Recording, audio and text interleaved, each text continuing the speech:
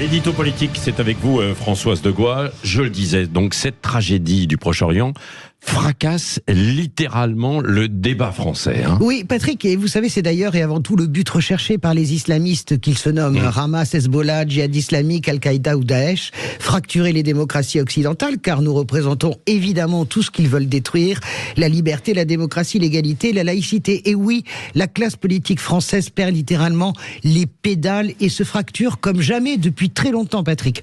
La France insoumise persiste et signe. Les propos de Daniel Obono chez l'ami Jean-Jacques Bourdin hier font littéralement exploser la gauche en qualifiant le Hamas de mouvement de résistance. La députée insoumise qui n'a absolument pas été piégée, mais qui a simplement exprimé le fond de sa pensée, comme si Jean-Jacques Bourdin avait fait sauter son surmoi d'une certaine manière.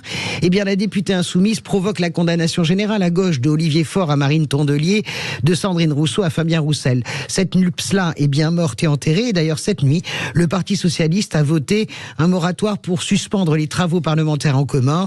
C'est la première pierre à la reconstruction de la gauche avec une partie des insoumis, mais évidemment sans Jean-Luc Mélenchon. Le plus significatif, c'est aussi, Patrick, la contestation de Mélenchon dans son propre camp. Que ce soit Alexis Corbière, François Ruffin ou Raquel Garrido, il défie le chef en dénonçant les propos de Obono. L'entêtement de la direction de LFI à rester dans l'ambiguïté fait exploser la gauche pour créer une sorte de chaos qui profiterait à Mélenchon. Non, évidemment, ça ne profite pas à Mélenchon. Et ce qui s'est passé hier va encore faire exploser le débat français. Le tir qui a tombé sur un hôpital à Gaza, tuant au moins 200 personnes. Immédiatement, le Hamas a accusé Israël. Immédiatement, tout le monde hier soir s'est jeté sur ses réseaux sociaux pour condamner des actes de guerre.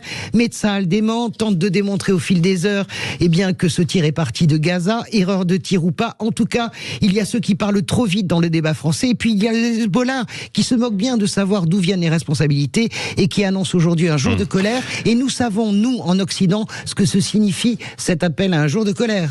Ouais. Que peut faire la France alors ? Écoutez, ce que peut faire la France, déjà, si Gérald Darmanin pouvait arrêter de jeter de l'huile sur le feu en essayant d'attaquer Daniel Obono pour apologie de crimes contre l'humanité, je ne sais pas comment ça peut tenir en droit. Daniel Obono parle de résistance, mais en aucun cas elle ne fait l'apologie des crimes contre l'humanité du Hamas. On en parlera dans un instant. On en parlera dans un instant. Après, que peut faire la France ? Elle doit parler, la France. Elle a une voix puissante. Elle a un des meilleurs réseaux diplomatiques du monde. Elle a un siège au Conseil de sécurité de l'ONU. Emmanuel Macron, cette nuit, a dit sur le réseau X, il faut des corridors humanitaires. Mais ça ne suffit pas de parler sur le réseau Twitter. Il faut agir. Nous avons une force d'influence. Il faut demander un cessez-le-feu durable. Pourquoi, Patrick ? D'abord pour les civils palestiniens qui meurent chaque jour. Et ça, c'est insupportable. C'est une question vitale pour eux. Et puis, c'est une question vitale pour nos démocraties, ébranlées de l'intérieur par ce conflit.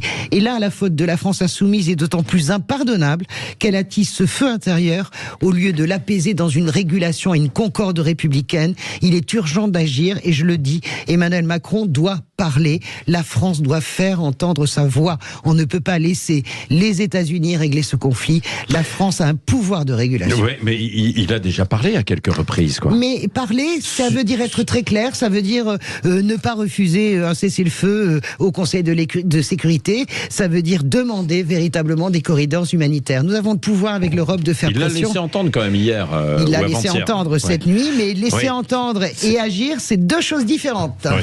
Bon, allez, on va y revenir aussi tout à l'heure avec vous dans Dites-le franchement. Ce sera à 8h15.